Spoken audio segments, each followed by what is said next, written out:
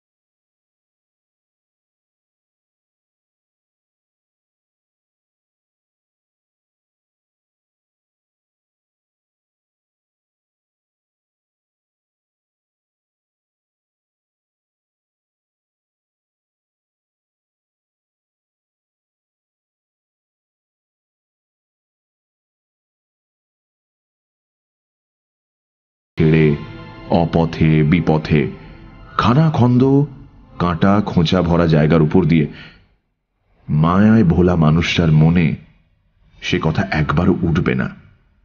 সে জিজ্ঞাসাও করবে না যে এদিক দিয়ে কোথায় চলছিস ভাই। মনে তখন ঘোর লেগেছে তার। সে চলবে মুখ বন্ধ করে।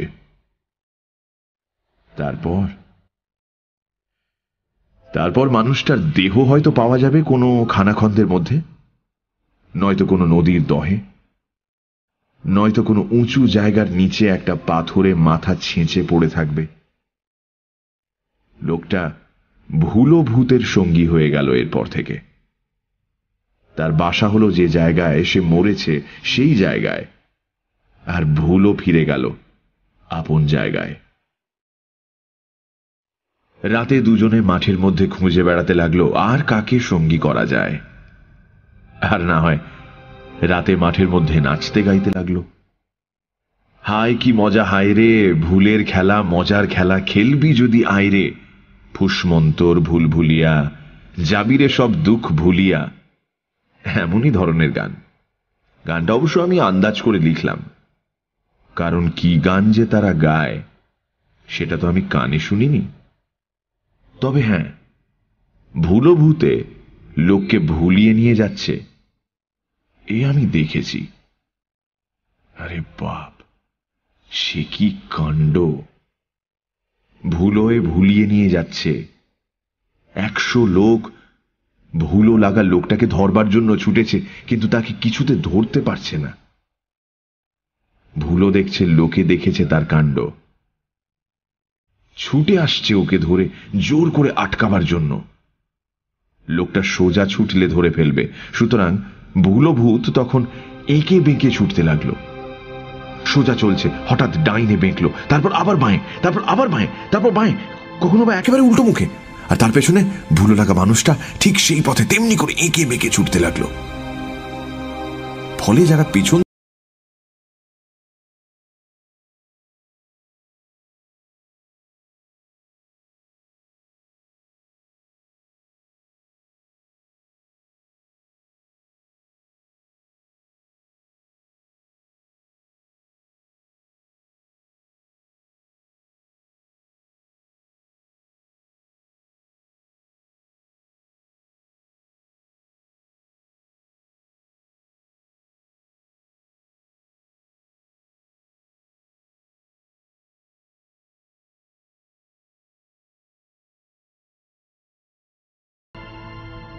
একেবারে হুবহু সত্য, আগাগোড়া, বানানো নয়। সেই জন্য এই কাহিনীর মধ্যে যে আমি বলে লিখছে, সে আমি তারাশঙ্কর বন্দ্যোপাধ্যায়, বাড়ি লাভপুর। ঘটনাটা অনেক দিনের, বলি শোনো। ইংরেজি 1929 সাল। আমি তখন লাভপুর ইউনিয়নে বোর্ডের প্রেসিডেন্ট। সেকালে ইউনিয়ন বোর্ড ছিল, এখন উঠে গিয়ে পঞ্চায়েত হয়েছে। 5-7 কি 9-10 খানা গ্রাম নিয়ে ইউনিয়ন বোর্ড। লোকের উপর ট্যাক্স করে, সেই ট্যাক্স আদায় করে চৌকিদারদের মাইনে দেয়, আর যা বাড়তি থাকে তা থেকে করে কিছু গ্রাম্য রাস্তাঘাট, কিছু পানীয় জলের জন্য কুয়ো। আর দেশে তখন প্রচন্ড ম্যালেরিয়া। তার জন্য সরকারের কাছ থেকে পাওনা সিনকোনা ট্যাবলেট বিতরণ করে। ডোবায় কেরোসিন দেয় মশার ডিম মারবার জন্য। তখন আমি সাহিত্যিক নই, তখন দেশের কাজ করি, কংগ্রেস করি। বাসনা দেশের সেবা করব, দেশ স্বাধীন করব। তার সুবিধের জন্য ইউনিয়ন বোর্ডের প্রেসিডেন্ট হয়েছি। কিছু কাজ তো করা যায় এ থেকে। আমার বয়স তখন 31। রাস্তাঘাট করাই, তার সঙ্গে এই ম্যালেরিয়া নিবারণের কাজটা নিয়েছি। মশা মারতে হবে। অ্যানোফিলিস মশা দূর হলেই ম্যালেরিয়া যাবে, কারণ মাছি যেমন কলেরার বীজ ছড়িয়ে বেড়ায়, তেমনি অ্যানোফিলিসই ম্যালেরিয়ার বিষ ঢুকিয়ে দেয় মানুষের দেহের রক্তে। সে সময় গুরুসদয় দত্ত ছিলেন জেলার ম্যাজিস্ট্রেট। মশা মারবার জন্য তিনি একটা নতুন সহজ পন্থা আবিষ্কার করেছেন তখন। আগে জঙ্গল সাফ করে ডোবায় কেরোসিন দিয়ে মশা মারবার উপায় আমাদের জানা ছিল, কিন্তু সে প্রায় কামান দেগে মশা মারার মতো ব্যাপার। গ্রাম অঞ্চলে কত জঙ্গল পরিষ্কার করবে, কতখানা ডোবায় কেরোসিন দেবে, সেই খরচের টাকাই বা কোথায়? দত্ত সাহেব পথ বের করেছেন, সহজ পথ। কামান না, বন্দুক না, লাঠি না, মশাও তোমাকে মারতে হবে না। তুমি টোপা, ডুরুলি বা পানা নির্মূল করে ফেলো, তাহলে অ্যানোফিলিস ঝাঁক বন্দি থাকলেও ওদের কামড়ে ম্যালেরিয়া হবে না। ওই টোপা পানার রস খেয়েই অ্যানোফিলিস মশার ভিতর ম্যালেরিয়া জন্মায়। তখন সে কাউকে কামড়ালে তার ম্যালেরিয়া হয়। দত্ত সাহেব নিজে উৎসাহী হয়ে দল বল জুটিয়ে পুকুরে ডোবায় নেমে টোপা পানা পরিষ্কার করে দৃষ্টান্ত স্থাপন করে কাজ শুরু করেছিলেন। টোপা পানা তুলে তার চারপাশে খড়কুটো দিয়ে আগুন লাগিয়ে পুড়িয়ে দিতেন।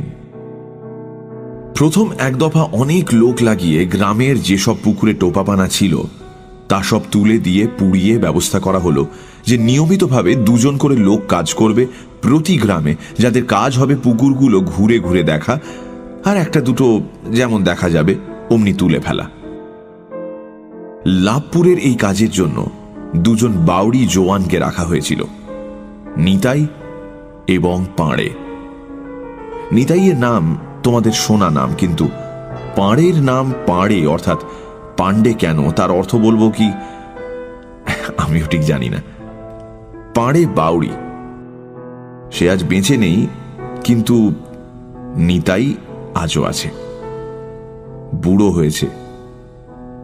এরা দুজনে ছিল বন্ধু, খুব কড়া খাটুনি তারা খাটতে নারাজ ছিল।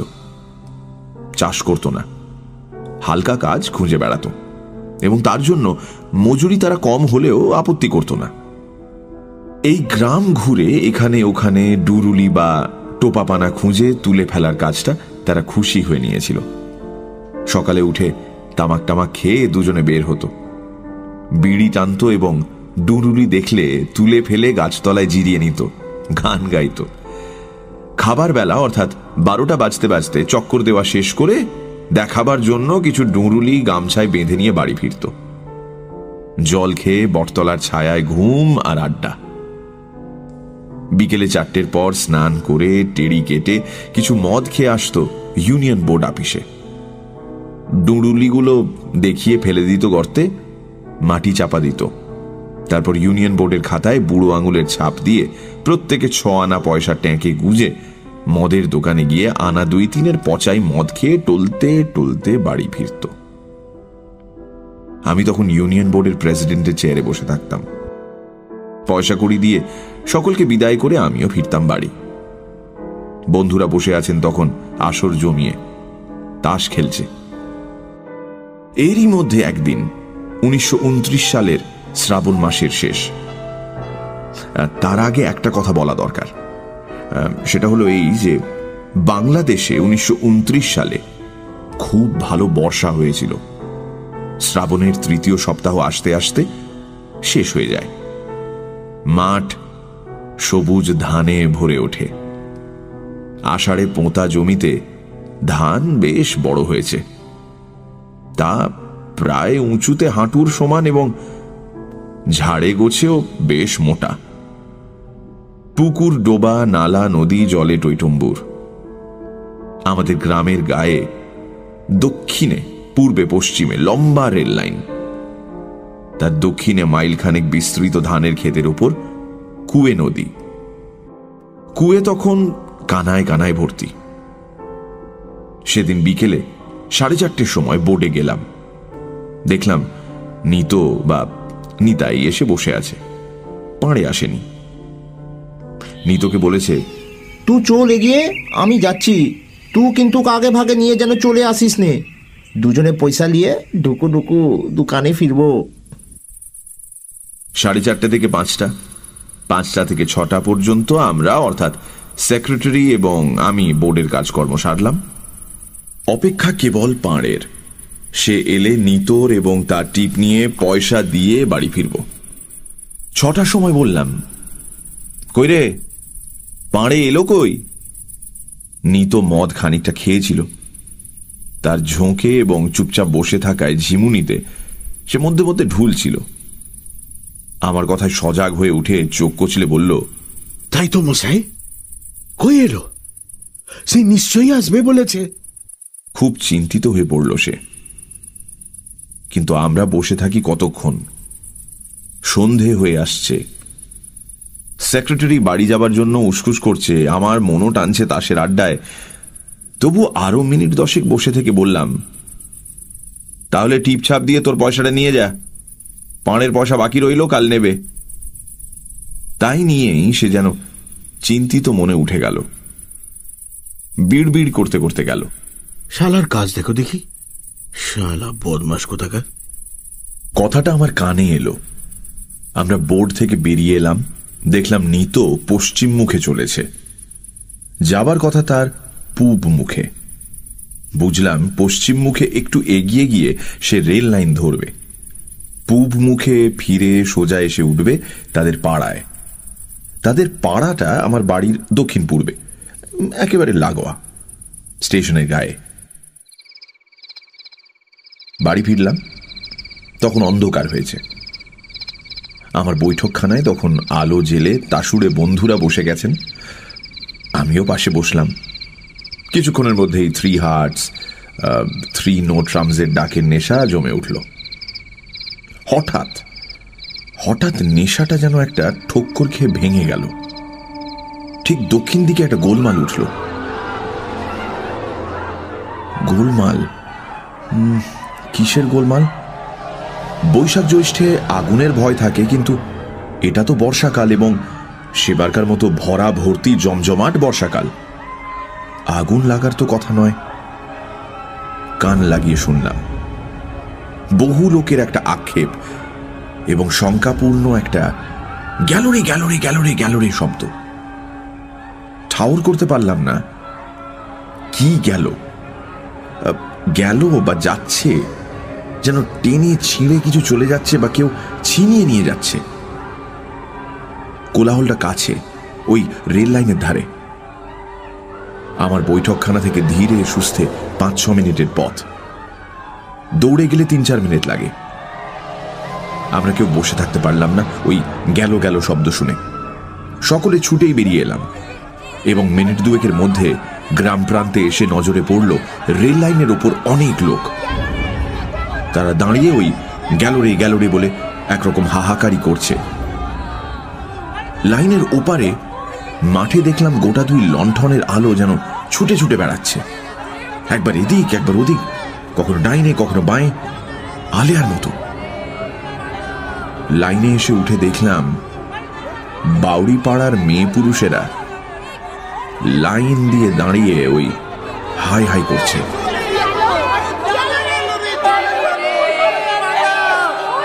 কি হয়েছে?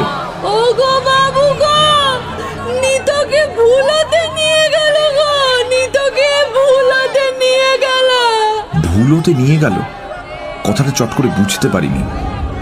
বললাম, নিতকে ভুলোই নিয়ে গেল মানে? সে বলল, হ্যাঁ বাবু, ওই দেখো মাঠে মাঠে ছুটছে গো, আচ্ছা যাচ্ছে, দাঁড়া রে দাঁড়া রে, পারে রে দাঁড়া রে। বিরক্ত হয়ে বললাম, মানে কি?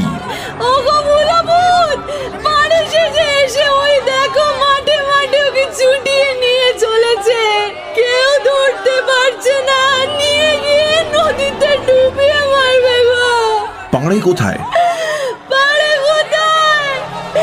সে ওই দেখো ওইখানে রয়েছে গো, ভয় ডরে শিও কাঁপছে, নিত বলে সে ওকে নেবে গো, যাস নে মা, যাস নে। অর্ধেক বুঝলাম অর্ধেক বুঝলাম না, তবু মাঠে নেমে পড়লাম। আমার সঙ্গে জন দুই সঙ্গী সামনে ওই বিস্তীর্ণ 1 মাইল স্কোয়ার জলে টইটম্বুর ধান ভরা ক্ষেতের মধ্যে।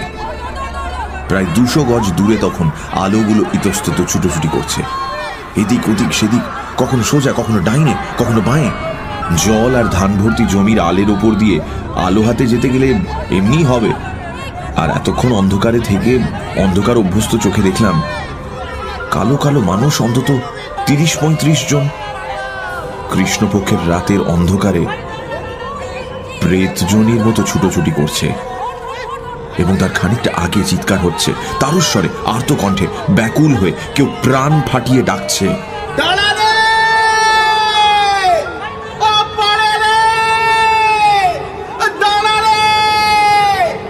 কণ্ঠস্বর নিতর তা চিনতাম, কিন্তু কাকে বলছে? পাড়ে স্টেশনে দাঁড়িয়ে কাঁপছে ভয়ে, কিন্তু নেতো যাকে ডাকছে সে যে তার সামনে, তাতে তো কোনো সন্দেহ নেই। সে যেন নেতোর চেয়েও জোরে ছুটে চলেছে সামনে, এঁকে বেঁকে, কখনো ডাইনে কখনো বাঁয়ে কখনো সোজা, যেন সে হাওয়ায় উঠছে। নেতো 2 হাত বাড়িয়ে তাকে ধরবার জন্য ছুটছে, যেন সে হারিয়ে যাবে, যেন সে পালিয়ে যাবে। নেতো আর তার কখনো নাগাল পাবে না। পেছনের লোকেরা বহু জনে একসঙ্গে ডাকছে, কিন্তু নেতো কালা হয়ে গেছে, সে শুনতে পাচ্ছে না। অথচ তার ভ্রুক্ষেপ নেই, সে যেন সমস্ত পেছনটা চিরদিনের মতো ফেলে চলে যাচ্ছে।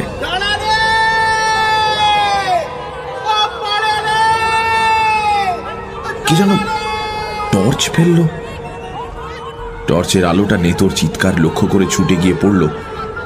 দেখলাম 2 হাত বাড়িয়ে নেতো ছুটছে। আশ্চর্য সে হাত বাড়ানো, এবং আশ্চর্য সে তার ছোটা। ঊর্ধ্বশ্বাসেই শুধু নয়, দিগ্বিদিক জ্ঞান শূন্যের মতো ছুটছে। জল এবং ধান ভরা মাঠ ভেঙে ছুটছে, কখনো বাঁয়ে কখনো ডাইনে কখনো সোজা, কখনো কখনো পড়ছে, কিন্তু তৎক্ষণাৎ উঠে আবার সঙ্গে সঙ্গে ছুটছে, একবারও দাঁড়ায় না।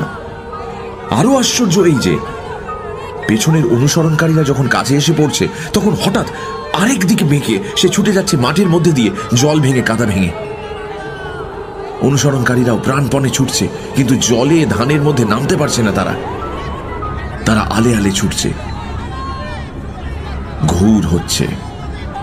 ততক্ষণে নেতো আরো এগিয়ে যাচ্ছে। পেছনের আলোর ছটার প্রতিও তার দৃষ্টি ফিরছে না। মানুষটা যেন উন্মাদ, মানুষটা যেন দানবের মতো শক্তিশালী হয়ে উঠেছে, প্রাণের ব্যাকুলতায়, ব্যগ্রতায়।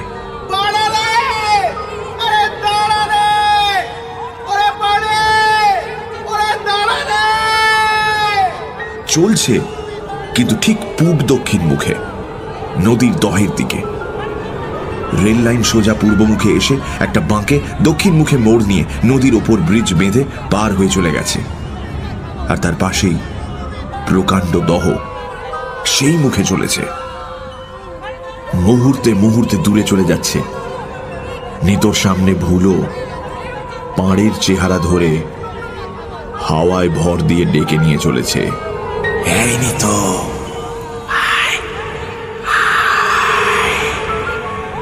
আমরা কেউ দেখতে পাই বা না পাই, নিতো তাকে দেখছে।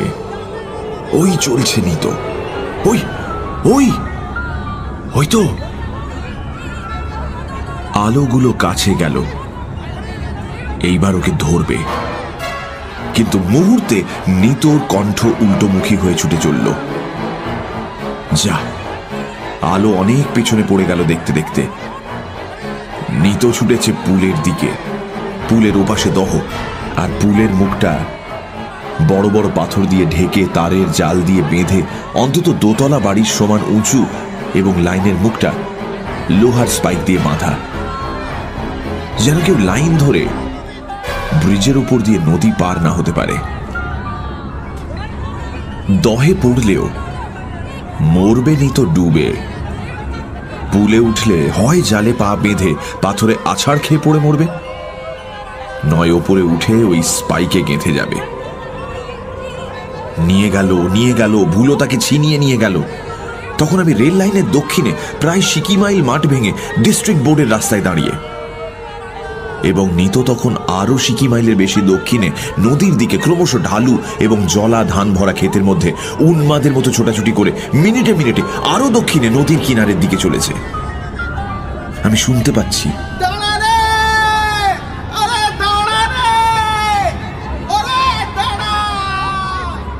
ক্রমশ কণ্ঠস্বর দূরবর্তী হচ্ছে। এরপর নদী গর্ভে নয়তো ওই ব্রিজের মুখে দোতলা সমান উঁচু বাঁধে উঠে আছড়ে পড়বে। ওই ভুলো, সে তাকে নৃশংসভাবে ডুবিয়ে অথবা পাথরে আছড়ে মেরে নিঃশব্দে হাসবে।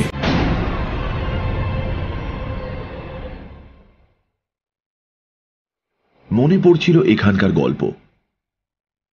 চলিত গল্প এই যে, বহুকাল আগে এই মাঠে একজন পাষণ্ড বন্ধুর ছদ্মবেশে একজনকে ভুলিয়ে নিয়ে এসে মাঠের মধ্যে হত্যা করেছিল। তখন থেকে সেই খুন হওয়া মানুষটি এখানে ভুলো ভূত হয়ে আছে। সুযোগ পেলেই আত্মীয় বা বন্ধুর বেশ ধরে অন্যমনস্ক মানুষকে এমনিভাবে ভুলিয়ে নিয়ে গিয়ে মেরে ফেলতে চেষ্টা করে। মনে পড়ল আমাদের গ্রামের সুধীন বাবুকে ঠিক এমনি সন্ধেবেলা তার দাদা সেজে এসে ডেকে নিয়ে যেতে চেষ্টা করেছিল, কিন্তু অন্য মানুষের চোখে পড়েছিল, তাই রক্ষা পেয়েছিলেন তিনি। তারা তাকে ধরে ফেলেছিল। তিনি অজ্ঞান হয়ে গিয়েছিলেন সঙ্গে সঙ্গে। তারপর অবশ্য জ্ঞান হয়ে সুস্থ মানুষ হয়েছিলেন, কিন্তু কেউ না দেখলে হয়তো তাঁরও বিপদ ঘটত। আরো অনেক ঘটনা। ঠিক ওই রেল লাইনে একটা মাইল পোস্ট যেখানে পোঁতা আছে, ওইখানেই নাকি এই ভুলোর আত্মা ঘুরে বেড়ায়। ওইখানেই নাকি তাকে মেরেছিল বিশ্বাসঘাতকতা করে। ভাবছি এমন সময় একজনকে পেলাম, শশী ডোম, আমাদের ওখানকার বিখ্যাত চোর। লম্বা ছিপছিপে মানুষ। শশী চুরির জন্য জেল খেটেছে অনেকবার, কিন্তু কেউ কখনো তাকে ধরতে পারেনি। 3 হাত সামনে থেকে ছুটলে মিনিটে 3 হাত ব্যবধান 7 হাত হয়ে যায়, এবং 5 মিনিটে সেটা বেড়ে 25 হাত, এবং তারপরই সে মিলিয়ে যায়। এমনই সে দৌড়তে পারে। ডিস্ট্রিক্ট বোর্ডের রাস্তাটা রেল লাইনের সঙ্গে সমান্তরাল হয়ে চলে গেছে, এবং নদীর ব্রিজের ঠিক মুখটায় একটা অন্যটাকে কেটে চলে গেছে। মনে হলো শশী যদি সেই দৌড়ে যায়, তাহলে নিতোর আগেই হয়তো ব্রিজের মুখটা আগলাতে পারে। নিতোকে যদি ভুলো নদীতে গিয়ে ফেলে তবে হাত নেই, কিন্তু যদি ব্রিজের বাঁধে তুলে পাথরে আছড়াতে চায় তবে হয়তো শশী তাকে রক্ষা করতে পারবে। নিতোকে ধরে ফেলতে পারবে। শশীকে বললাম, শশী, একবার চেষ্টা করতে পারিস, তুই একবার সেই দৌড় দে না বাবা, গিয়ে দাঁড়া ওই ব্রিজের ওপর। শশী বলল, যদি নদীতে যায়? বললাম, তাহলে লাভ নেই, তবু দেখ। শশী ছুটল এবং শ্রাবণ মাসের মেঘাচ্ছন্ন কৃষ্ণপক্ষের রাতে মিনিট 2-3 মধ্যে মিলিয়ে গেল। ছুটবার সময় শশীর হাঁটুতে মটমট শব্দ হতো, সে শব্দটাও শুনতে পেলাম না। পেছনে পেছনে আমি এবং আরো 2-3 জন ছুটলাম। তখন আমার ফুটবল খেলার অভ্যেস ছিল, দৌড়তে আমিও পারতাম, বয়সও তখন ওই 30-31। ওদিকে মাঠের মধ্যে শ্রাবণের অন্ধকার রাতে কয়েকটা আলো ছোটাছুটি করছে, দিশে হারার মতো ছুটছে।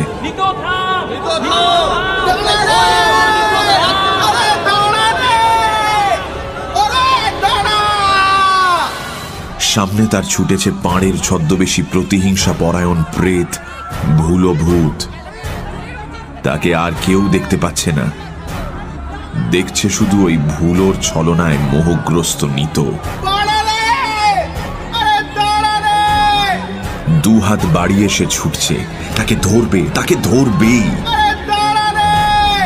তার কাছে স্থান বিলুপ্ত, কাল বিলুপ্ত, সবকিছু বিলুপ্ত। এতগুলো আলো সে দেখতে পাচ্ছে না, এতগুলো ডাক সে শুনতে পাচ্ছে না, পায়ের তলায় কাঁটা বিঁধছে সে বুঝতে পারছে না। ভুলো ছলনায় তাকে সব ভুলিয়ে দিয়েছে। সে হাঁপাচ্ছে, হৃৎপিণ্ড ফেটে পড়তে চাইছে, স্থির চোখ দুটো হয়তো ঠিকরে বেরিয়ে আসতে চাইছে, তবু তার থামবার উপায় নেই। মুহূর্তে মুহূর্তে তার বন্ধুকে ধরবার ব্যগ্রতা উদ্দাম থেকে উদ্দামতর হয়ে উঠেছে। মুহূর্তে মুহূর্তে তার বন্ধুকে ধরবার ব্যগ্রতা উদ্দাম থেকে উদ্দামতর হয়ে উঠছে। পরম বন্ধুর ছদ্মবেশী প্রেত নিঃশব্দ হাসি হেসে বলছে,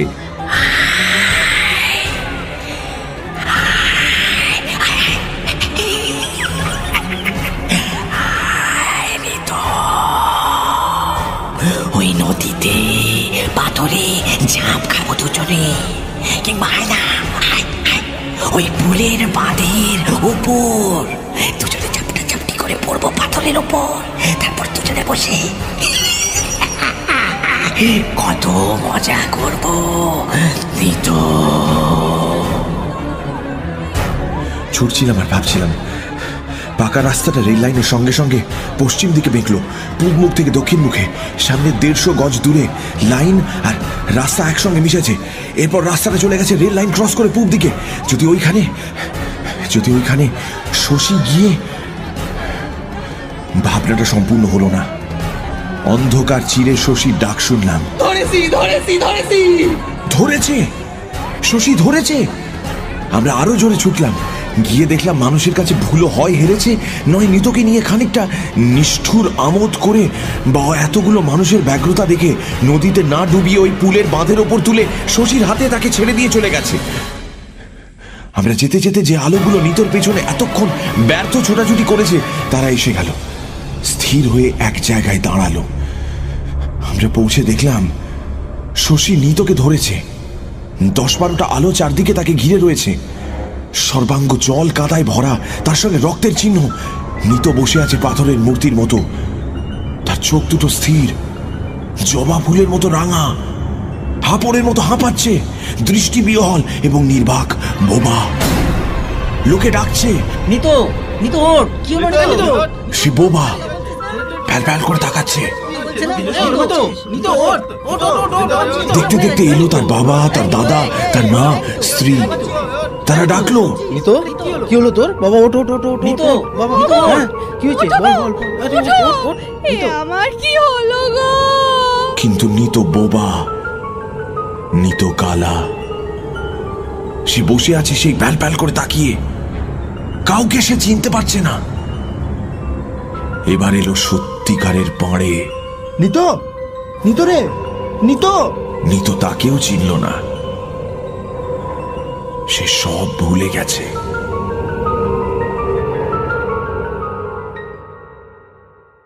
নিতোর জ্ঞান চেতনা ফিরল অদ্ভুতভাবে। তাকে ধরে নিয়ে আসা হলো বাড়িতে। নির্বাক বিহ্বল নিতো যন্ত্রের পুতুলের মতো এলো। আমি ডাক্তার দেখাবার কথা ভাবছিলাম, কিন্তু তাদের বাড়ির দৌড়ে এসে দরজার সামনে দাঁড়িয়ে দেখে সে ভয়ার্ত চিৎকার করে পড়ে গেল।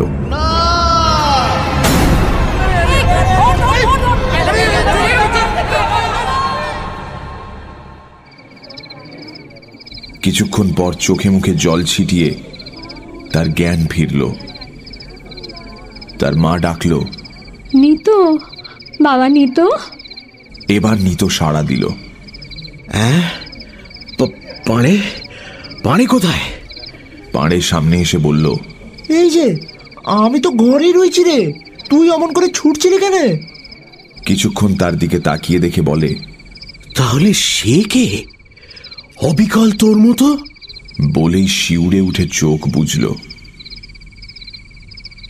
অনেকক্ষণ পর বলল, বাবুর কাছে পয়সা নিয়ে আমি গেলাম পানু সহিসের বাড়ি। মনে করলাম তুই সেখানে গিয়ে জমে গিয়েছিস, তা দেখলাম সেখানে তুই যাস নাই। তখন 2 ঢোক মদ খেয়ে রেল লাইন ধরে আসছি, মুখ আধার হয়েছে, তোর কথাই ভাবছি। এমন সময় ওই মাইলের কাছে পাথরের ওপরে দেখলাম তুই বসে রয়েছিস। আমি বললাম, পাড়ে? তা সে ঠিক তুই। সে এসে আমাকে বললে, শালা মজার, ভারী মজার, আয়। বললাম, কোথায়? সে আমাকে লাথি মেরে বলল, আয় কেনে শালা, ভারী মজা হবে। বলে লাইন থেকে ঝাঁপিয়ে নেমে ছুটতে লাগলো। আমি বললাম, দাঁড়া দাঁড়া। তা সে হি করে হেসে বলে, আয় শালা আয়। কি ছুটলো, আমিও ছুটলাম। দাঁড়া রে, দাঁড়া রে। থামলো এবার নিতো, বলল, গ্লাস জল খাবো। তার মা বলল, বাবা ভুল হতে ধরেছিল বাবা, খুব বেঁচেছিস রে, খুব বেঁচেছিস, ওই নিমচের জলের ভুলও রে। নিতো শিউরে উঠল। পণ্ডিতেরা শুনে বলেন, ভুলও তো ভূত নয়, প্রেতও নয়, ভুলও ভুল, নিতোরই মনের ভুল। মদের নেশার মধ্যে শুধু পাড়ের কথা ভাবতে ভাবতে আসছিল। তার মন থেকে বেরিয়ে এসেছিল পাড়ের একটা কল্পনায় গড়া ছবি।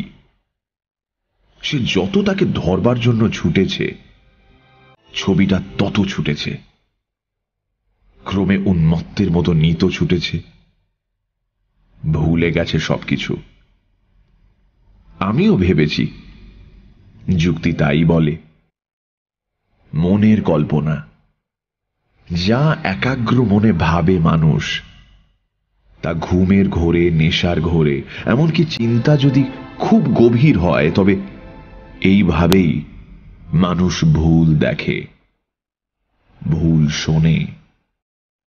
এই ভুল মনই করায়।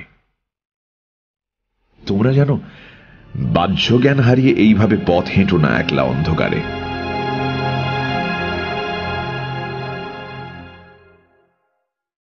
শুনছিলেন ভুল ওর ছলনা। রচনা তারাশঙ্কর বন্দ্যোপাধ্যায়। গল্প পাঠে মীর। অন্যান্য চরিত্রে দীপ, পুষ্পল এবং রেডিও মির্চির সদস্যরা। গল্পের সূত্রধার দীপ। শব্দগ্রহণ, আবহ সঙ্গীত এবং স্পেশাল এফেক্টসে রিচার্ড। পর্ব পরিচালনায় অভিষেক, পরিকল্পনা ও পরিচালনায় ইন্দ্রাণী। এই কথার পরেও কিন্তু আমার এই নিমচের জলের ভুল ও প্রেত সম্পর্কে সংশয় যায়নি। মনে পড়ে, এই মাঠে ওই জায়গাতেই অনেক মানুষ এমনই ভুল করেছে।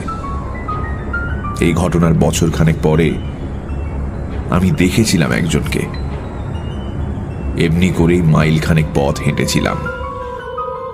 সে অন্য কাহিনী, এবং কে যেন বলে, মানুষের হিংসা, মানুষের পাপ নির্দোষ মানুষকে হত্যা করে। প্রতিহিংসা পরায়ণ প্রেত করেছে, সে যুগান্ত ধরে এমনি করেই সুযোগ পেলে ভুলিয়ে নিয়ে ছুটবে নদীর দিকে, পাথরের দিকে, পুকুরের গভীর জলের দিকে, আর অট্ট হেসে বলবে,